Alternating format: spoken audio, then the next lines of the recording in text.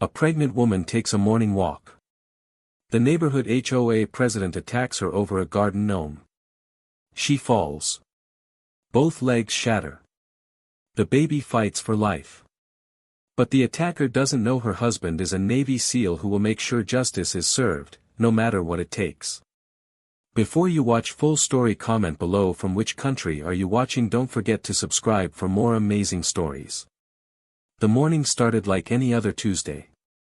I was in our small kitchen, making breakfast while my wife, Emma, sat at the table with her hand resting on her swollen belly. 8 months pregnant, she glowed with that beautiful radiance that only expectant mothers have. Our daughter, we'd already named her Lily, kicked constantly now, as if eager to meet us. She's active today, Emma smiled, rubbing gentle circles over her stomach. I walked over and kissed her forehead. Just like her mom. Emma laughed softly. Jake, you need to leave soon or you'll be late for your meeting. I was a Navy SEAL, though most people in our quiet suburban neighborhood didn't know it. We kept that information private. Emma preferred our life to be normal, peaceful. After years of deployments and dangerous missions, I'd finally gotten a position that allowed me to be home more. This was supposed to be our quiet time together before Lily arrived. I'll be back by noon, I promised. Call me if you need anything. Anything at all. She waved me off with a gentle smile. We'll be fine. I'm just going to take a short walk around the block. The doctor said movement is good. I hesitated. Something felt off, but I couldn't explain what. Maybe it was instinct from years of training. Stay close to home, okay? I promise. She kissed my cheek. Now go before you're actually late. I left for the base, but that uneasy feeling never went away. Emma's morning had been pleasant. The sun was warm but not too hot, and the gentle exercise felt good for her aching back. She walked slowly down the sidewalk, one hand supporting her belly, the other holding a bottle of water. Our neighborhood was managed by a homeowners association, the HOA. We'd only lived there for 6 months, and already we'd received 3 violation notices. One for leaving our trash cans out 4 hours past collection time. Another for having a small garden gnome that was apparently not in keeping with neighborhood aesthetics. The third was for parking my truck in front of our own house instead of in the driveway. The HOA president was a woman named Patricia Holbrook, though everyone called her by another name behind her back. She was in her early 50s, with sharp features and an even sharper tongue. She treated the neighborhood like her personal kingdom and the HOA rules like sacred law. Emma had just reached the corner when she heard that voice. Excuse me. Mrs. Morrison. Emma turned to see Patricia marching toward her, clipboard in hand, her face twisted in anger. Emma's heart sank. Not today. Please not today. Mrs. Holbrook, Emma said politely. Good morning. Don't good morning me, Patricia snapped. I've sent you 3 notices about your violations. 3. And yet I still see that hideous gnome in your front yard. Emma took a slow breath. My husband handles the mail. I'm sure he just. I don't care about excuses. Patricia's voice rose. Rules are rules. This is a respectable neighborhood, and people like you think you can just do whatever you want. People like me. Emma's voice was quiet but hurt. Yes. People who move in and have no respect for our community standards. That gnome is gone today, or you're getting fined. $500. Emma felt Lily kick hard, as if sensing her mother's stress. She placed both hands on her belly, trying to stay calm. Mrs. Holbrook, I understand you're upset, but could we please discuss this later? I'm not feeling well, Anne. Oh, here we go with the pregnancy card. Patricia threw her hands up. You think being pregnant gives you special privileges? You think you can just waddle around here, breaking rules, and everyone should bow down to you? Tears stung Emma's eyes. She wasn't confrontational by nature. She just wanted peace. I'm not asking for special treatment. I just want to finish my walk and go home. No. We're settling this now. Patricia stepped closer, jabbing her finger near Emma's face. You're going to march back to your house right now and remove that gnome, or I'm calling the police. Please, Emma whispered, feeling dizzy. Please just let me. I said now. What happened next would haunt me forever. Patricia reached out and grabbed Emma's arm roughly, trying to pull her toward our house. Emma, off balance and frightened, tried to pull away. She stepped backward, but her foot caught on an uneven section of sidewalk, one that we'd actually reported to the HOA for repair 2 months ago. Emma fell. The sound of her cry carried down the block. She landed hard on her side, her pregnant belly hitting the concrete. The water bottle rolled away. Her hands scraped against the rough surface as she tried to catch herself. But the worst part was her legs. One leg twisted beneath her at a horrible angle. The snap was audible. Emma screamed in agony, clutching her belly with one hand while her other hand reached desperately for her broken leg. Patricia stood frozen, her face pale. My baby, Emma sobbed. My baby. Please, someone help. My baby. Mrs. Chen, our elderly neighbor, came running from her garden. Mr. Rodriguez rushed from his car. They found Emma on the ground, her leg bent unnaturally, blood on her palms, tears streaming down her face as she cradled her stomach. Call 911. Mrs. Chen shouted. Patricia finally moved, but not to help. She backed away, her clipboard clutched to her chest. She fell on her own. This isn't my fault. She's clumsy. The sidewalk was uneven.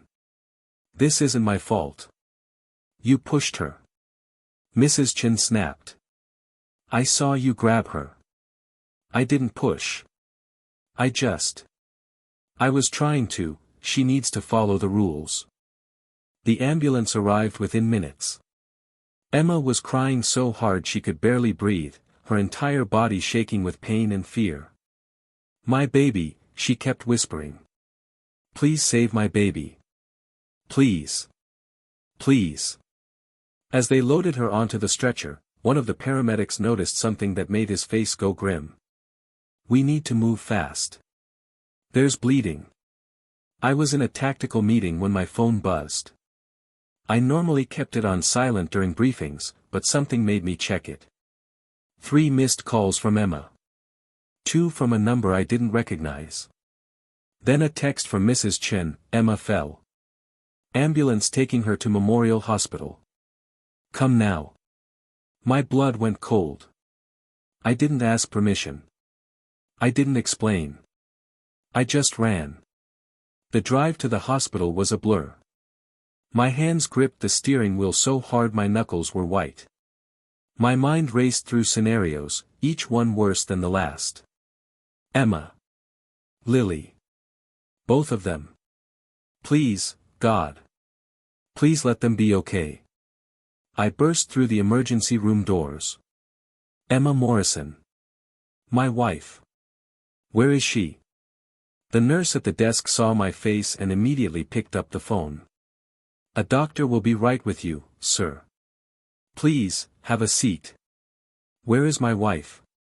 My voice came out harder than I intended, that command tone from years of military training.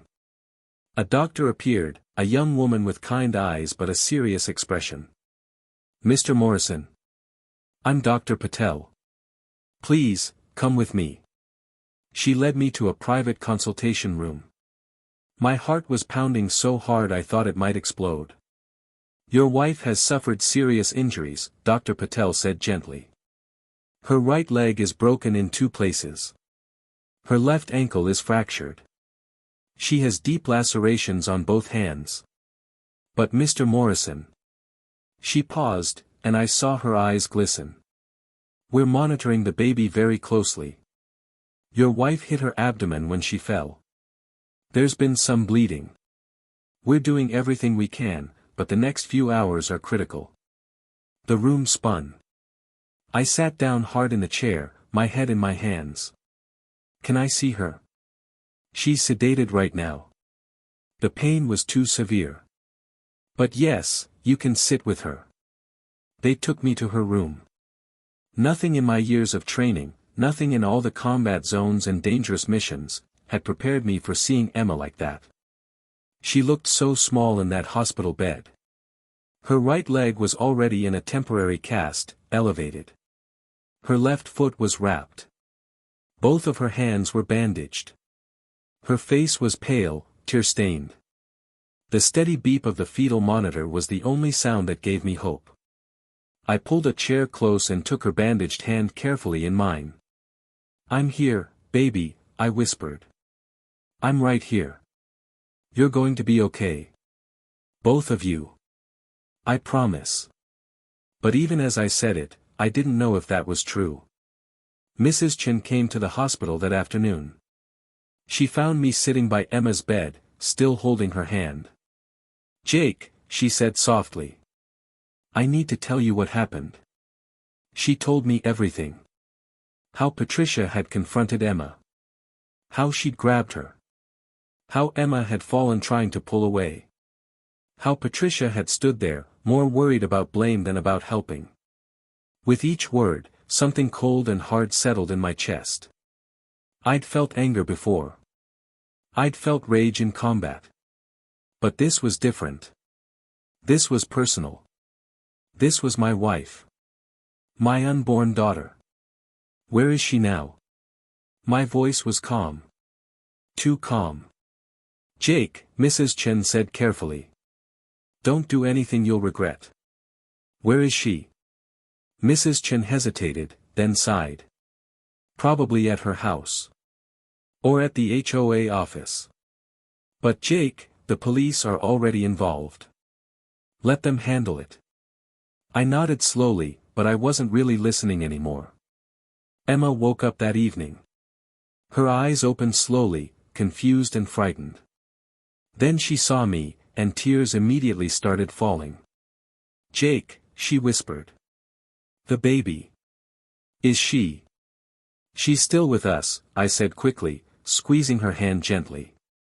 "The doctors are monitoring her constantly. She's a fighter, just like her mom." Emma sobbed, her whole body shaking. "I'm so sorry. I'm so sorry. I should have come straight home. I should have." "Stop," I said firmly but gently. "This is not your fault. None of this is your fault." "My legs," she whispered, looking down at the casts. "Jake, I can't feel them properly. The doctor said, she said there might be nerve damage. I might not walk the same. And if the baby, if we lose her because of me. Listen to me." I moved closer, making sure she could see my face clearly. "You did nothing wrong. You were taking a walk. You were doing exactly what the doctor told you to do. What happened was not an accident. It was assault." Emma's eyes widened. "Jake, what are you going to do? What needs to be done? Jake, please. Don't do anything that will get you in trouble. I need you. The baby needs you." I kissed her forehead. "I'm not going anywhere. I promise. But that woman needs to face what she's done." The next morning, I went to the police station. I'd already called my lawyer, a sharp woman named Diana who specialized in personal injury cases. She met me there. "I want Patricia Holbrook arrested," I told the officer at the desk. "For assault. For reckless endangerment. For whatever else you can charge her with."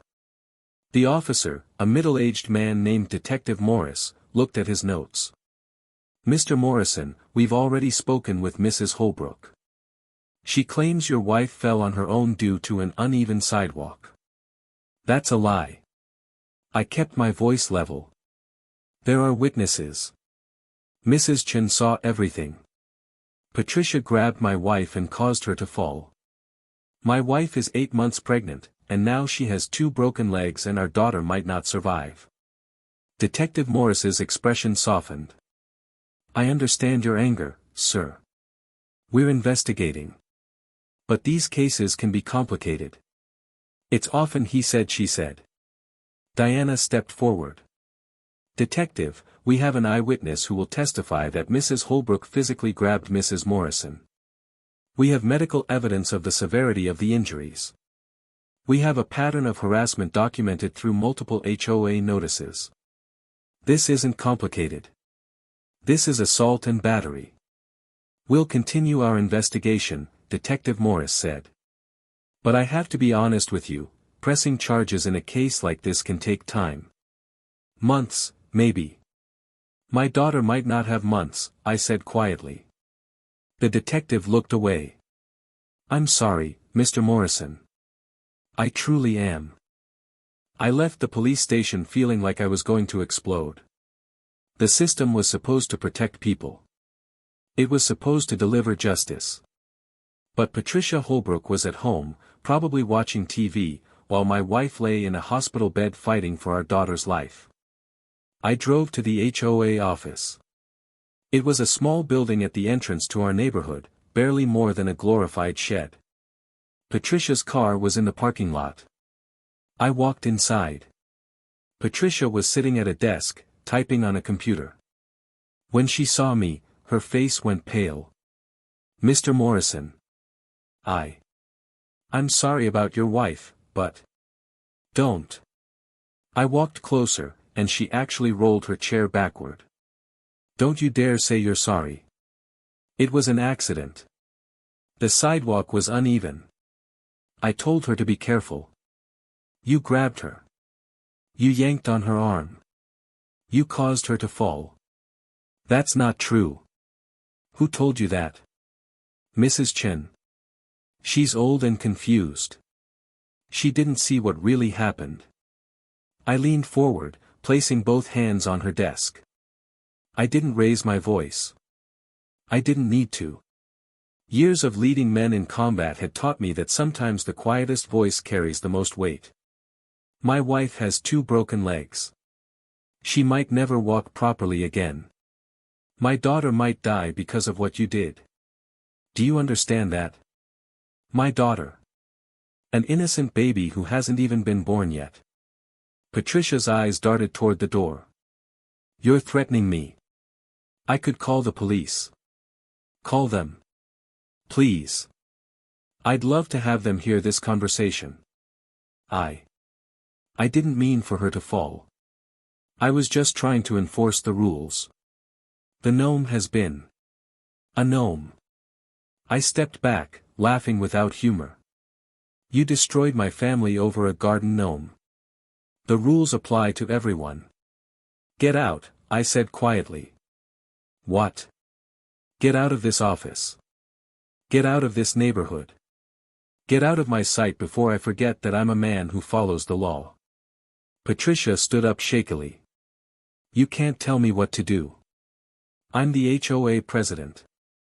I have every right to. You have no rights here anymore. I pulled out my phone and showed her a document. This is a restraining order. My lawyer filed it this morning. You're not allowed within 500 feet of me, my wife, or my property.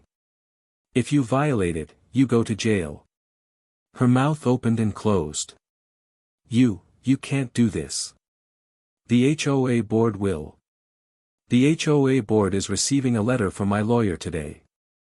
It outlines every violation you've committed as president. The uneven sidewalk you failed to repair despite multiple complaints. The harassment. The discriminatory enforcement of rules. And now, assault. I'll fight this, she said, but her voice was weak. You do that.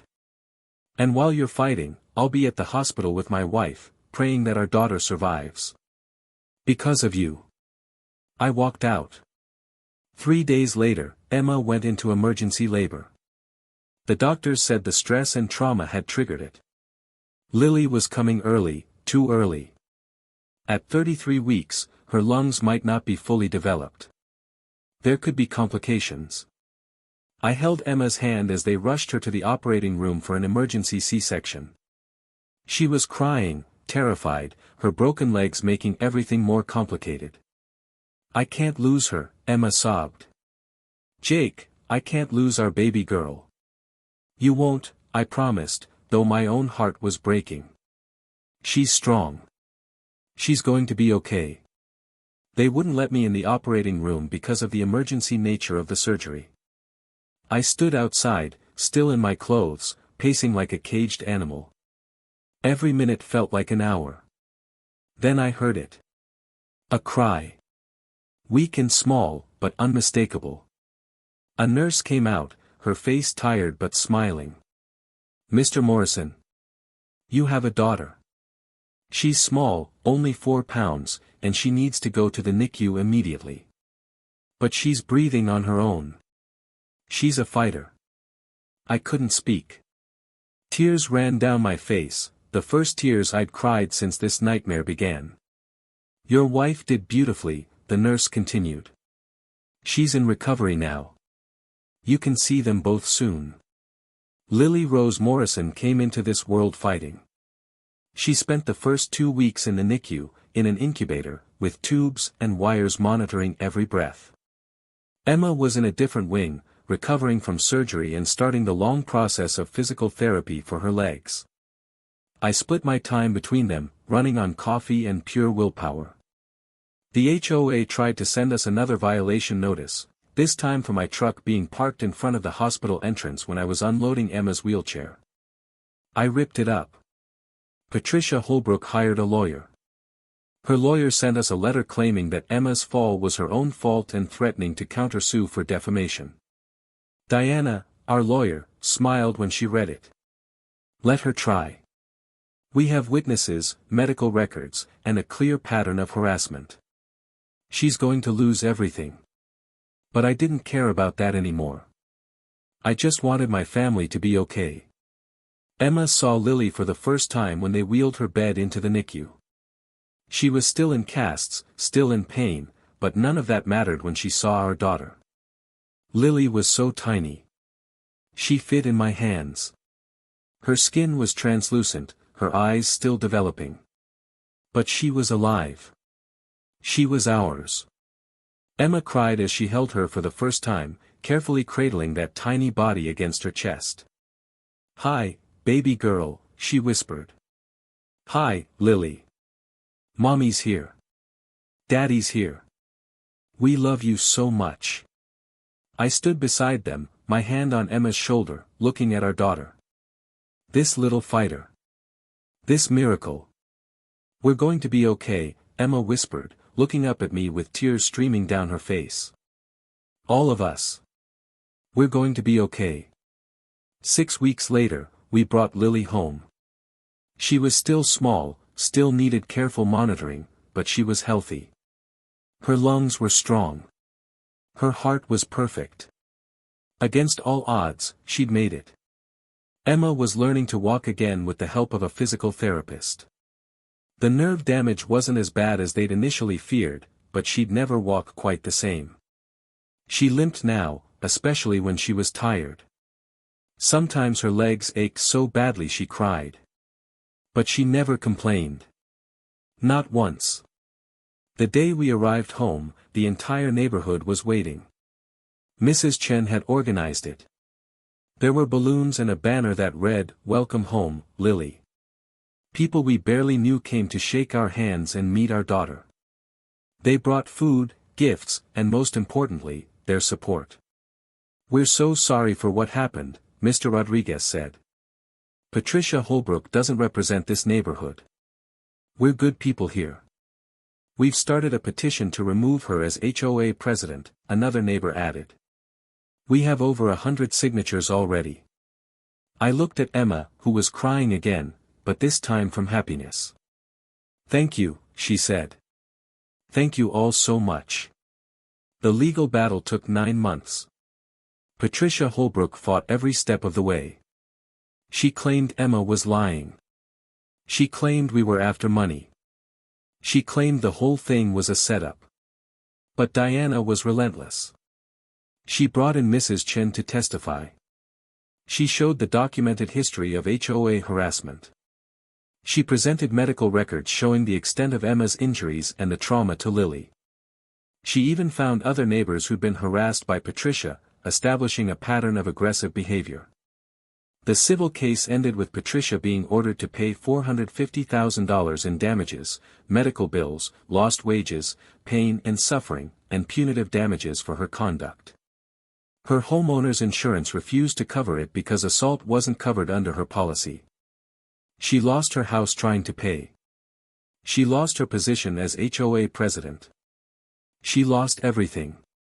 People said I should feel satisfaction. Victory. Justice. But I didn't feel any of that. I just felt tired. All I'd wanted was for my family to be safe. For my daughter to be healthy. For my wife to walk without pain. A court ruling couldn't give us any of that back. Lily's first birthday was a beautiful day.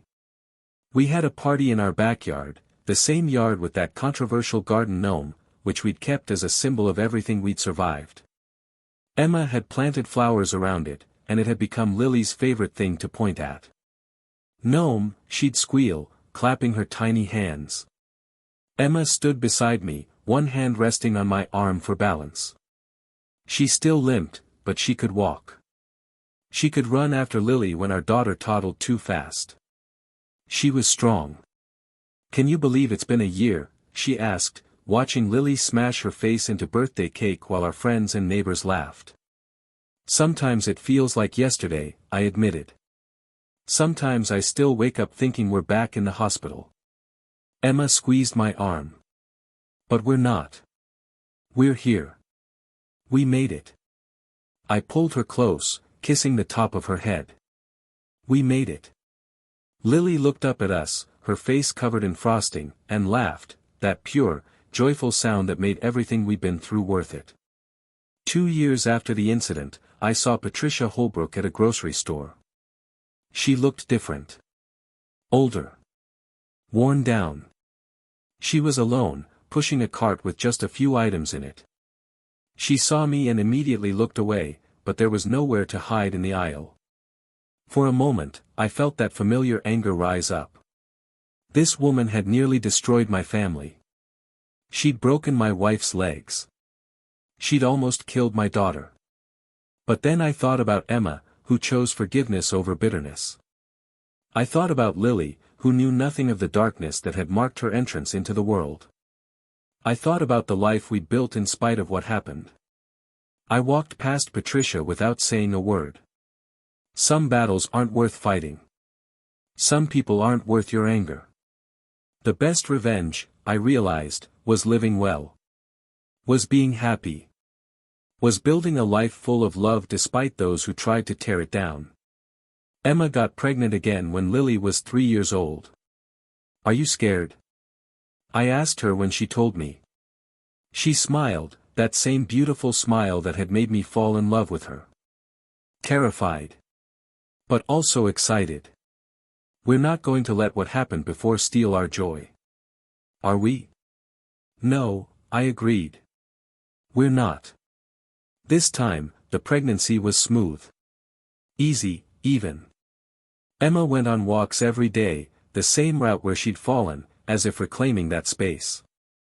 Lily walked beside her in a little pink wheelchair we'd gotten her, pretending to need it like Mommy had. Our son, James, was born healthy and strong at 39 weeks. No complications. No drama. Just a beautiful, normal birth. When I held him for the first time, I cried. Emma cried. Lily demanded to hold her baby brother immediately. "We made it," Emma whispered again. "We really made it." Years passed. Lily grew into a fierce, confident little girl who loved animals and wanted to be a veterinarian. James was quieter, thoughtful, always building things with his blocks. Emma's limp became less noticeable over time, though she still had bad days when the old injuries ached. We moved out of that neighborhood eventually. Not because we were driven out, but because we wanted a fresh start. A bigger house with more room for the kids to play. On our last day, Mrs. Chin came to say goodbye. She was older now, moving slower, but still sharp as ever. "You're a good family," she said, hugging Emma carefully. "I'm glad you're finding happiness." "Thank you," Emma said. "For everything. For being there that day. For testifying. For being our friend." Mrs. Chen smiled. "That's what neighbors do. That's what good people do." As we drove away, I looked in the rearview mirror at the old neighborhood. At the street where everything had happened. At the sidewalk that had been repaired, finally, 6 months after Emma's fall. "Any regrets?" I asked Emma. She looked at our kids in the back seat, both asleep. Then she looked at me. "Not a single one," she said. "We survived. We're together. That's all that matters." The story of what happened spread through military communities. Other SEAL team members heard about it. Civilian friends heard about it. It became a cautionary tale about HOAs run amok, about people who value rules over humanity. But for me, it was never about the HOA or Patricia Holbrook. It was about Emma's strength. About Lily's fight to survive. About learning that real courage isn't just about combat or missions. It's about getting up every day when your body hurts and your heart aches. It's about choosing hope when everything seems dark. It's about protecting your family, not with violence, not with revenge, but with love and persistence, and refusing to let the darkness win. On Lily's 10th birthday, she asked me about her birth. "Dad," she said, "Mom's legs are hurt sometimes. And I was really small when I was born. What happened?" I looked at Emma, who nodded. Our daughter was old enough to know the truth. We sat her down and told her the story. Not all of it, not the darkest parts, but enough. We told her about the mean woman who'd hurt her mother. About how she'd been born early because of it. About how she'd fought to survive. Lily listened quietly, her face serious. When we finished, she was quiet for a long moment. "Mom," she finally said, "does your leg hurt right now?" Emma smiled. "A little, baby. But it's okay." Lily stood up and went to her mother, wrapping her arms around her. "I'm sorry that happened to you. But I'm glad I was born. I'm glad I'm here." Emma hugged her daughter tight, tears streaming down her face. "Me too, sweetheart. Me too." That night, after the kids were asleep, Emma and I sat on our porch, watching the stars. "Do you think about it much anymore?" she asked. "About what happened?" "Sometimes," I admitted. "Usually when I see you limping or when I remember how small Lily was. But then I think about everything that came after. About how strong you were. About how we built this life." "I don't hate her anymore," Emma said quietly. "Patricia. I used to. I used to hate her so much I couldn't sleep. But I don't anymore. Hate is exhausting. I'd rather use that energy loving our family." I took her hand. "You're a better person than I am." "No," she said, squeezing my hand. "We're just different kinds of strong. You protected us in your way. I protected us in mine. That's what family does." We sat there in comfortable silence, two people who'd been through hell and come out the other side. Not unscathed. Not unchanged. But together. And in the end, that was all that mattered. The final chapter of this story isn't about revenge or justice or even healing. It's about a little girl named Lily who doesn't remember the trauma of her birth but who carries the strength of survival in her bones. It's about her mother, who limps but dances with her children anyway. It's about her father, who learned that being a warrior sometimes means choosing peace over violence. It's about a family that was broken and put itself back together, piece by piece, day by day. Years later, when people ask me about what happened, about the HOA Karen who broke my pregnant wife's legs, I tell them the truth. Yes, it happened. Yes, it was terrible. Yes, justice was served, at least in the legal sense. But the real story isn't about Patricia Holbrook. She's just a footnote in our family history. The real story is about Emma, who chose forgiveness. About Lily, who fought for every breath. About James, who came after and reminded us that not every beginning has to be traumatic. About me, learning that real strength isn't about what you can destroy but what you can protect. The real story is about love surviving when everything tried to kill it. And that's a story worth telling. On Emma's birthday, 3 years after we'd moved to the new house, the kids and I planned a surprise. We'd hired a contractor to build something special in the backyard. Emma had been at her mother's house for the day, giving us time to prepare. When she came home, we led her to the backyard with her eyes closed. "Okay," I said. "Open them." She opened her eyes and gasped. We'd built her a garden. A beautiful, sprawling garden with raised beds so she wouldn't have to bend down as much. There were flowers and vegetables and a small fountain. And in the very center, on a pedestal, was our garden gnome, the same one that had started everything. But we'd done something to it. We'd had an artist paint it to look like a warrior, holding a tiny shield and sword. Underneath was a plaque that read, "For Emma, who taught us that the strongest warriors are those who choose kindness." Emma cried. Happy tears this time, always happy tears these days. "It's perfect," she whispered. "It's absolutely perfect." Lily and James ran around the garden, exploring every corner. Emma took my hand, and we watched our children play in the space we'd created for her. "Thank you," she said. "For what?" "For staying. For fighting for us. For building this life with me." I kissed her, right there in our garden, with our children laughing nearby and the warrior gnome standing guard. "Thank you for surviving," I whispered back. "For being strong. For teaching me what courage really means." The sun set over our new home, painting the sky in shades of pink and gold.